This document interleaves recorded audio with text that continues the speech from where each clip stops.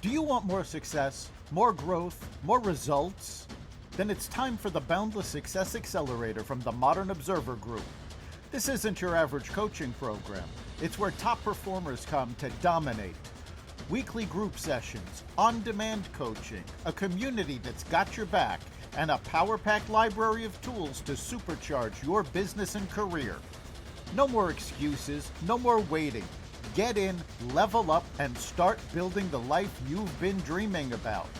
Visit us at modernobserver.com/boundless success to join today. Let's get you to the next level.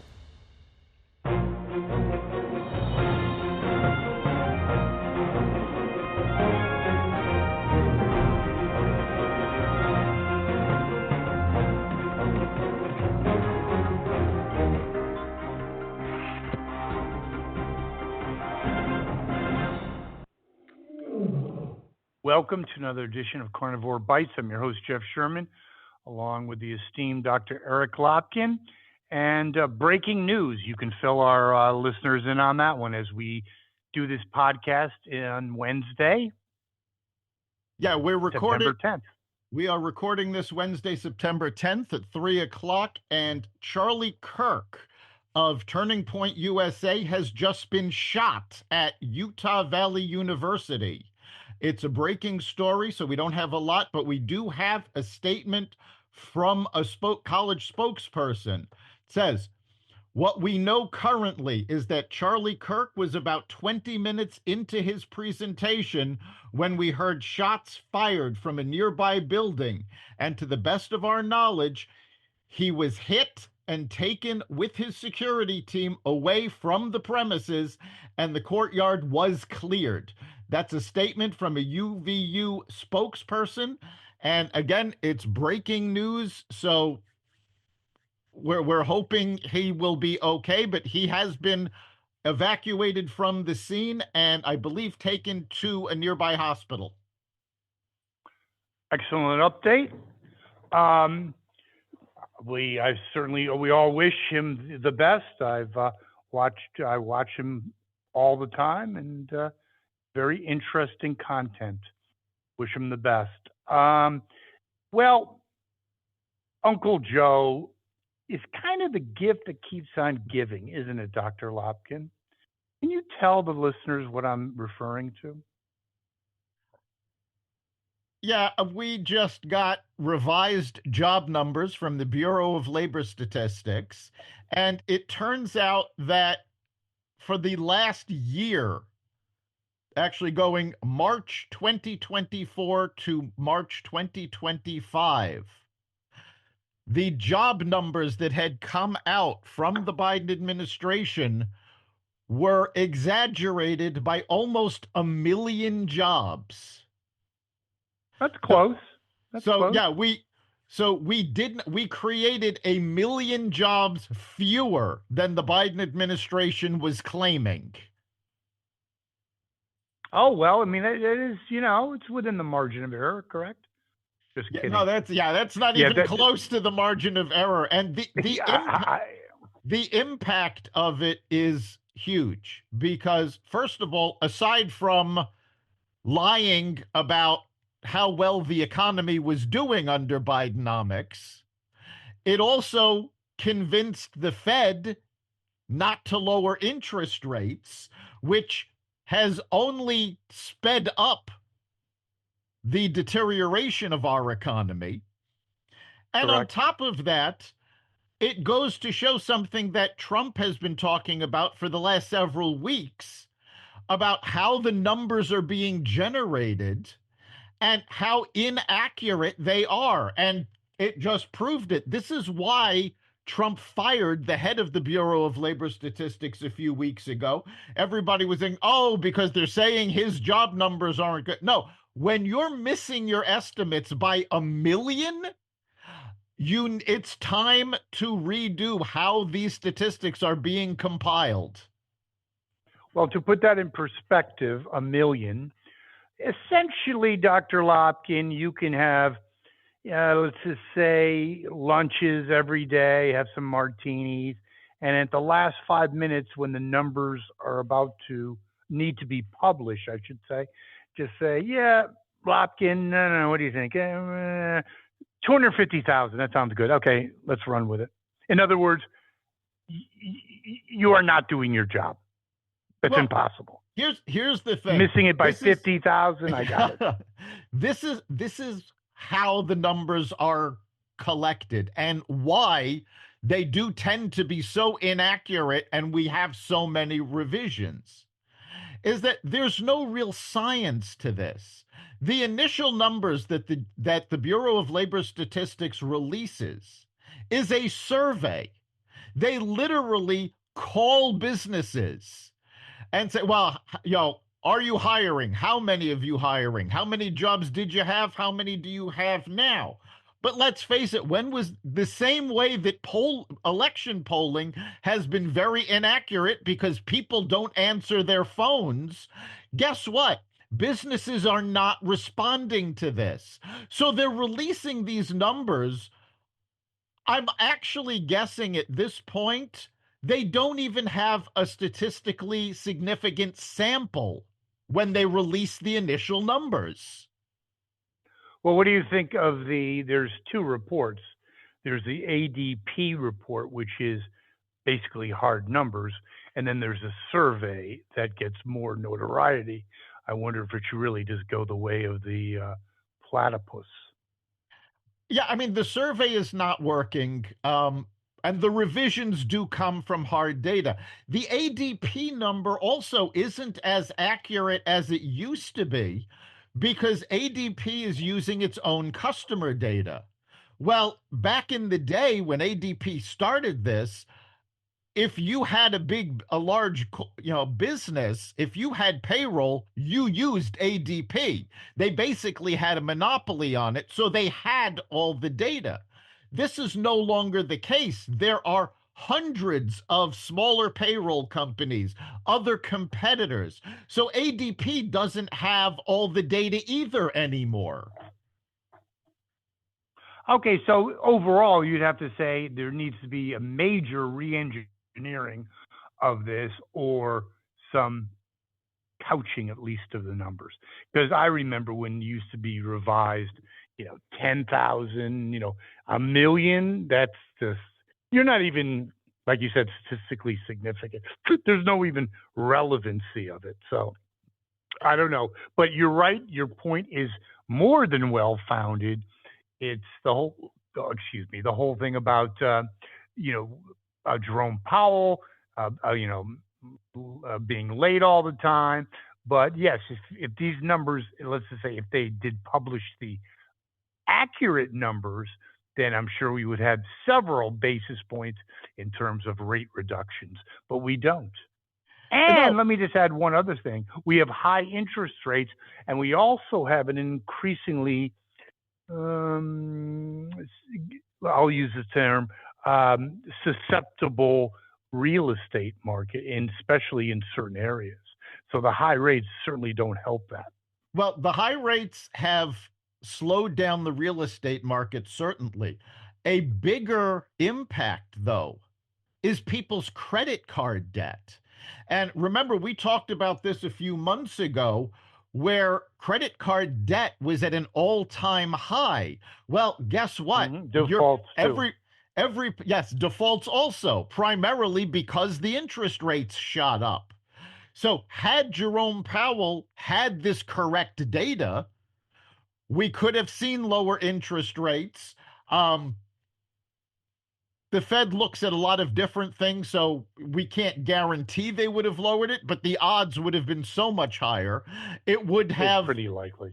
Yeah, it would have had that trickle effect where interest rates for credit cards could have dropped. The debt rates, certainly mortgage rates would have dropped. And it would have had a domino effect into the entire economy. So now... And honestly, I'm not convinced. I'm going to put on my tinfoil hat for a minute, but I'm not convinced this isn't part of the problem. I don't think anybody in the administration thought Biden was going to win another term. And I think at least some of this, the delay in getting the correct numbers, is so the politicians could have some cover and go, oh, look, these horrible numbers came out during the Trump administration. Nothing surprises me given the magnitude of the deep state, something that I thought was just a talking point 10, 15 years ago. Now that's one of the bigger things that concerns me. But speaking of concern, there's a lot of concern and negative feelings or attitudes or prospects in terms of people being interviewed by the New York Times survey. It's the lowest it's been in terms of people's enthusiasm, likelihood of finding a job. It's the lowest it's been since 2013. That also could play obviously a huge effect on future economic growth, health. If you don't think you're going to find a job, and I did hear, by the way, that it is a horrific job market for recent college graduates. That's a la 1981. Not going to be good for the economy. No, it's not good for the economy. I am going to correct you on one thing. It was not a New York Times survey that found this. It was the New York Fed that conducted the survey. Yes. So, That's yeah, correct. Which quite frankly, I think is worse. Of course it is. Because they're using this data to make economic decisions, and they're finding people are terrified of losing their jobs because they don't believe they're going to find another one. So and you're going to see that's going to also have a ripple effect, because that's going to affect consumer confidence, which in turn affects consumer spending. And the U.S. Oh yeah, I mean, if you're in a situation, well, let's say let's just say you're in a situation. This is a real quick scenario, and you're out of work, but the job market's hot like it was 2 years ago. You might continue to spend, maybe not at the same level, but to your point, a better point, and that is if you have a job, but it's pretty precarious, and in today's world, no job is 100%. Obviously, you're going to really pull in your spending, because if you do get laid off, you are in for a protracted amount of time in your job search. And by the way, that's where most people, healthcare is number one, employment's number two, in terms of people going from first class to stowage in terms of their economic situation. And remember, most Americans, despite all of the claims of Obamacare, still rely on their jobs to provide health insurance. So you said healthcare was number one. This is going to affect that as well. So again, the ripple effect is huge. There is some good economic news amid all of this. Producer price index came out this morning, and inflation, producer inflation, actually declined for the first time possibly since COVID. I don't have that stat in front of me, but it's been years since there's been an actual decline in inflation. So the producer price index is, for those of you not familiar with it, what businesses pay their suppliers for the components of what they're selling. So I had to explain this to someone earlier today, and I said, basically, this is the price that coffee producers are paying for their beans. Isn't it a lagging indicator? No, it's a leading indicator. Okay, thank you for the clarification. It's going to show up later. Yes, it's one of the first signs that inflation goes down. There you go. Thank you for the correction. Well done. Now, getting back to that jobs number, could it be also that America's just dumb? Let me just say something, Dr. Lopkin, before you articulate things further. When I was a little lad back in the glory days, do you know what America was in terms of world ranking in education? Do you know that, Dr. We were Lopkin? number one. I'm talking 1, 2, who cares? No. Yes, 1. Let's just call it 1. Why split hairs? Yes. Do you know what we are now? Since, by the way, the Department of Education was formed in 1978, one of Jimmy Carter's, amazing achievements. What are we now, Dr. Lopkin? Yeah, we are now 31st in the world. And the reason we're talking about this now is because the new tests just came out. And this is the first time that 8th and 12th graders have been tested since COVID. And the math and reading scores were the lowest they have been in 20 years. So some of this is because of COVID learning deficits, but a big part of it is, again, because you're going back 20 years. This is the fact that the schools have stopped teaching reading and writing.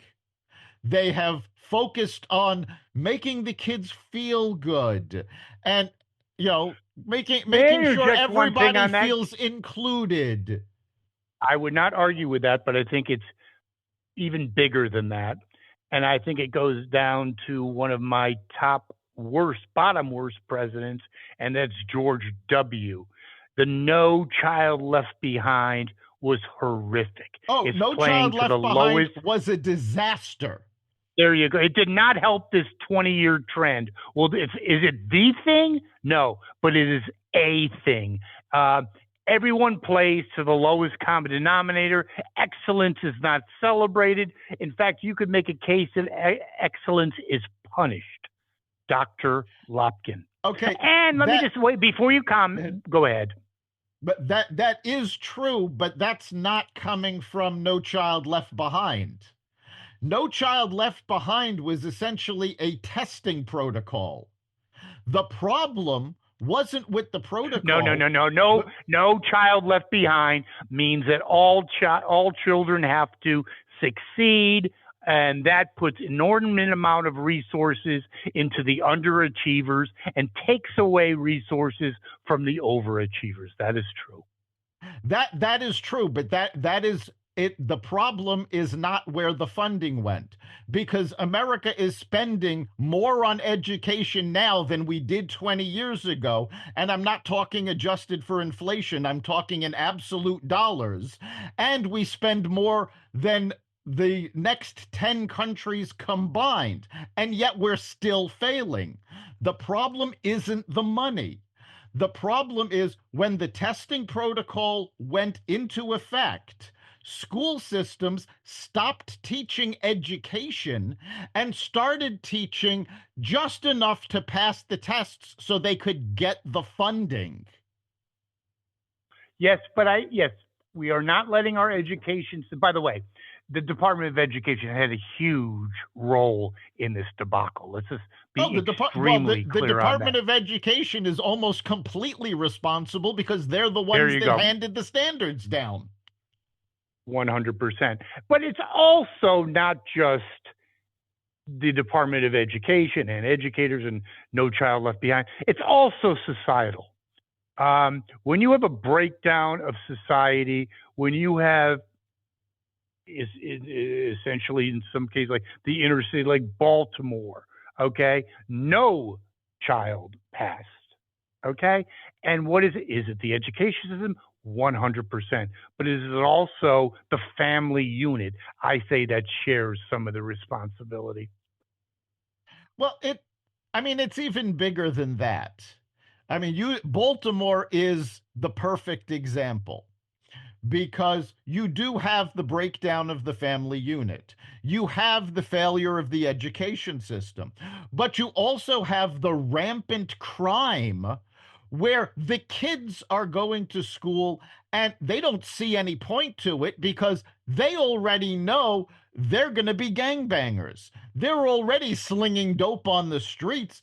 I don't remember which season it was, but there was an entire season of the HBO show The Wire a while back that actually illustrated all of this. And I mean, that was the early 2000s. So that's how long this has been going on. And we haven't seen any improvement.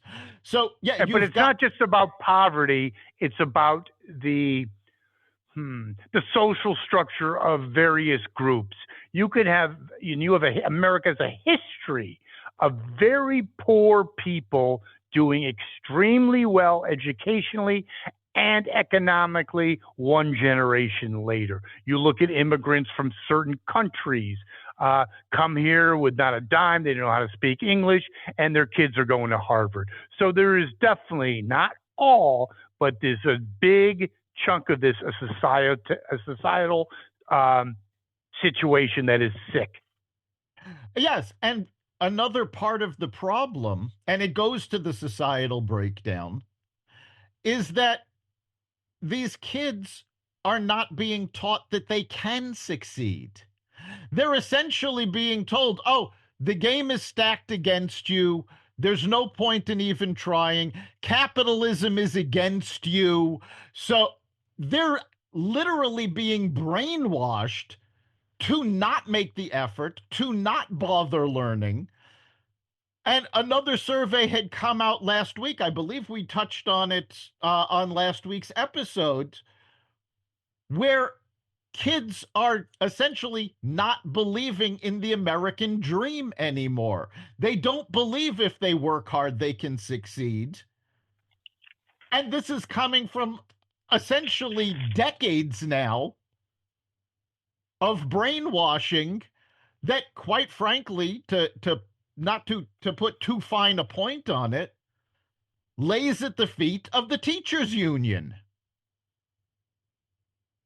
Yeah, I'd say that certainly bears a lot of the majority of the responsibility, but I think it's not just that. Again, I'm not letting them off the hook in any way.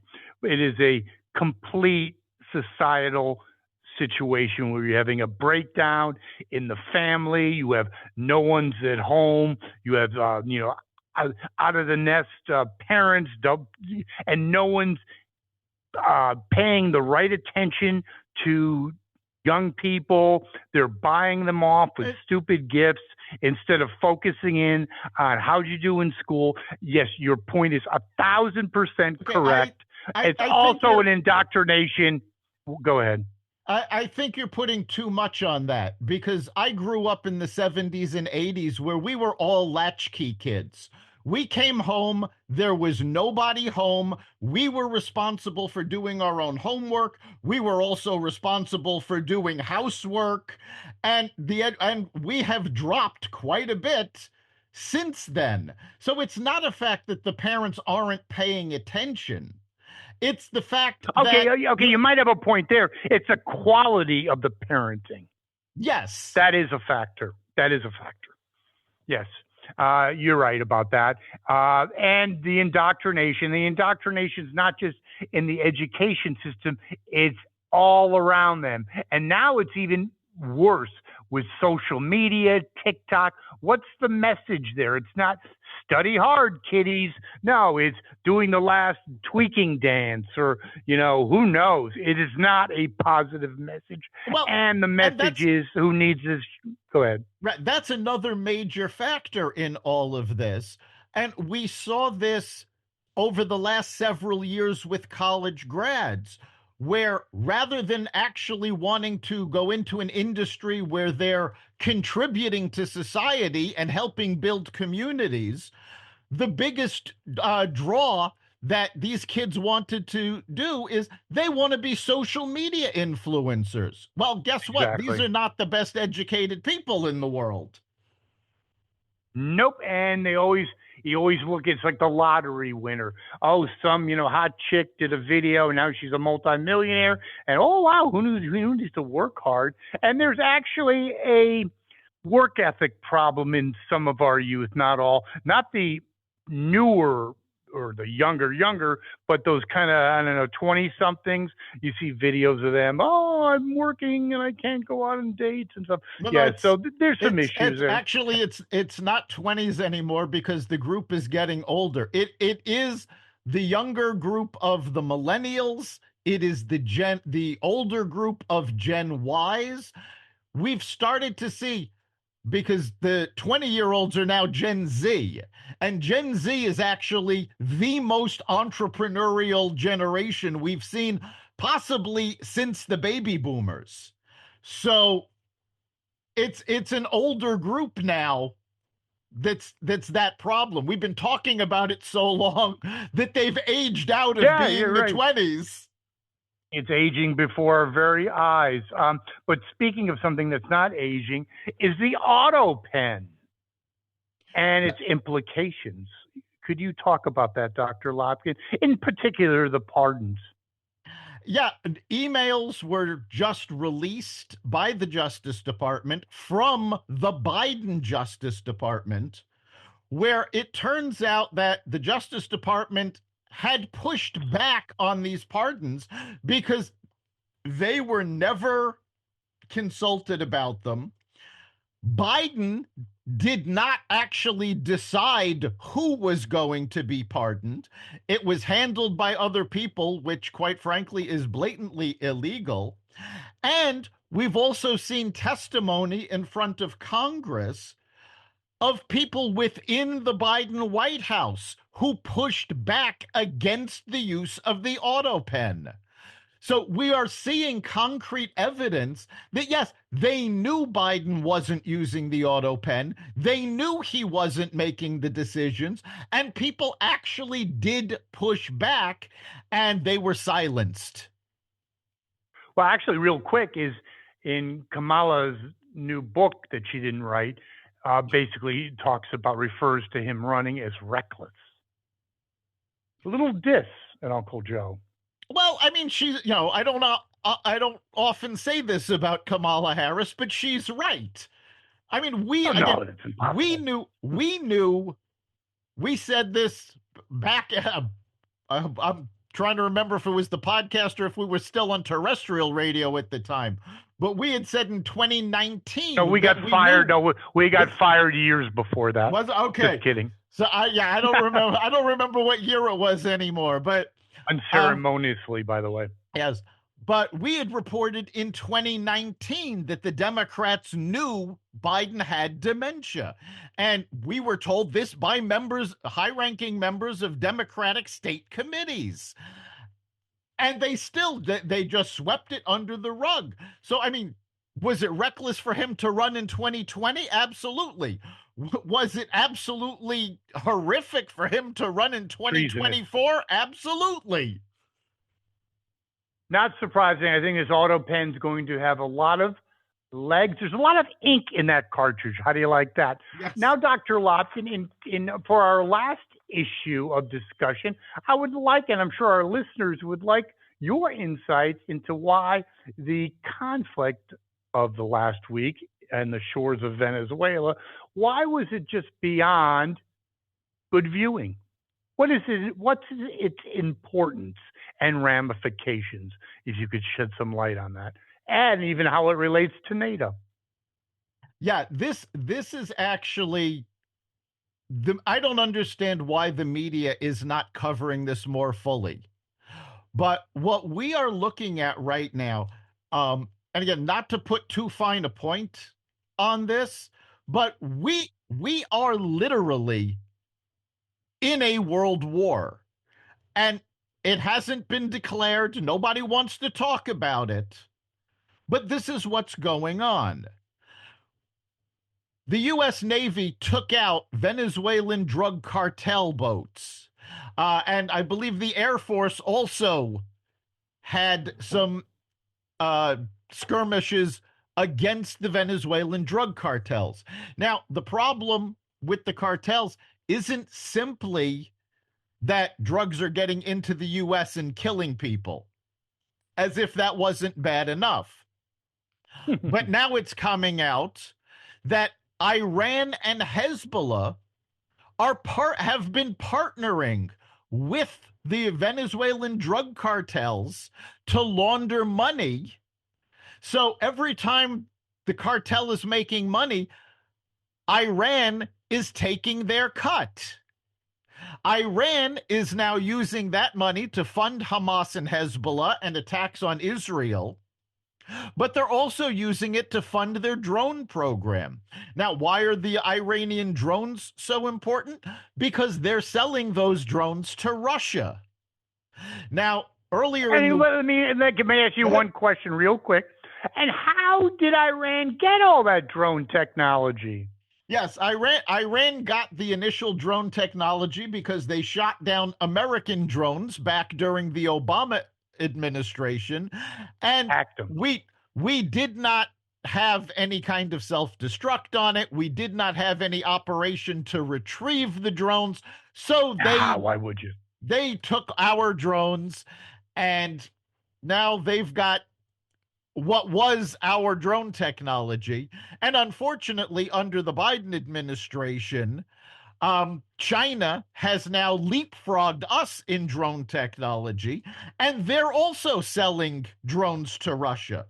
So earlier in the week, Russia had the largest drone and missile attack on Ukraine since the invasion started.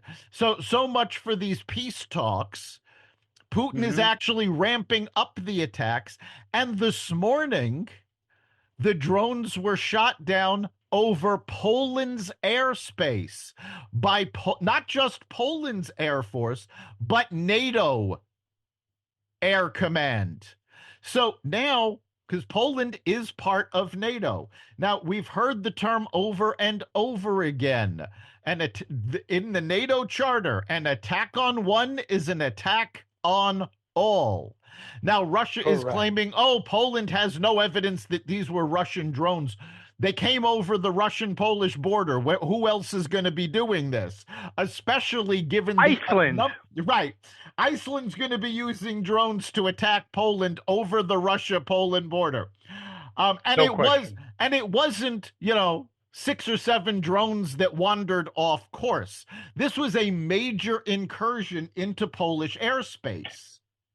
So now we have just tied together Venezuela, Russia, Iran, Hezbollah, Hamas, China, and last week, in a show of force highlighting the Chinese military, you had standing on the podium at the parade Kim Jong-un, Vladimir Putin, and Xi Jinping together. Reminiscent of 1938, isn't it? Yes, it is. Very scary. And I think I agree with you 1,000%. The press, which used to be the press, is talking about all this shit that really no one really gives a shit about, like baseballs in Philadelphia or in, I should say, Miami by a Philly fan, whereas we've been very close to World War III for the last 4 years, 3 years. Yeah, between the attacks on Israel and the attacks on Ukraine and the economic attacks from China, we have never been closer to another world war.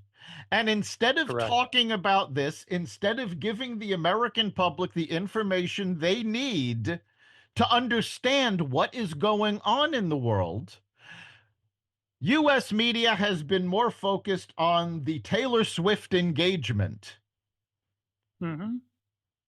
Oh, yes, there's no question about that. But we've lost the press years ago. I think you need to tell your alma mater, Ithaca, to get their school of journalism in order. Though you're going to have to do that when you make your next million. Put a grant in there. There you go. But that we talk a lot about the deterioration of the media, and usually we're talking about it in terms of politics. But this is literally a matter of life and death. And they're not focusing on all of the ramifications of what is going on. They're more focused on defending Biden and blaming Trump and defending the Palestinians than they I are. will interject a point, Dr. Lopkin. I'm not so sure it doesn't tie into your assertion about our plummeting educational system. I'm not so sure, and I mean this in all sincerity, that the journalists of today, I don't think they have the brains to understand it. I'm dead serious. No, the journalists of today are not trained the way I learned journalism. I have seen story after story where the only source they have is a tweet. Now, when I was trained as a journalist, you didn't get a story on the air or in print unless you had three independent sources. The sources could not be related to each other, and at least one of them had to go on the record. It has been at least 15 years that I started seeing stories coming out with one anonymous source and no backup. And I would agree. I agree with that. That's a structural situation. And I agree with you 100%. But I also think there's the lack of cranium situation because I think it's a combination. They're just digging right to the point. They're lazy and stupid.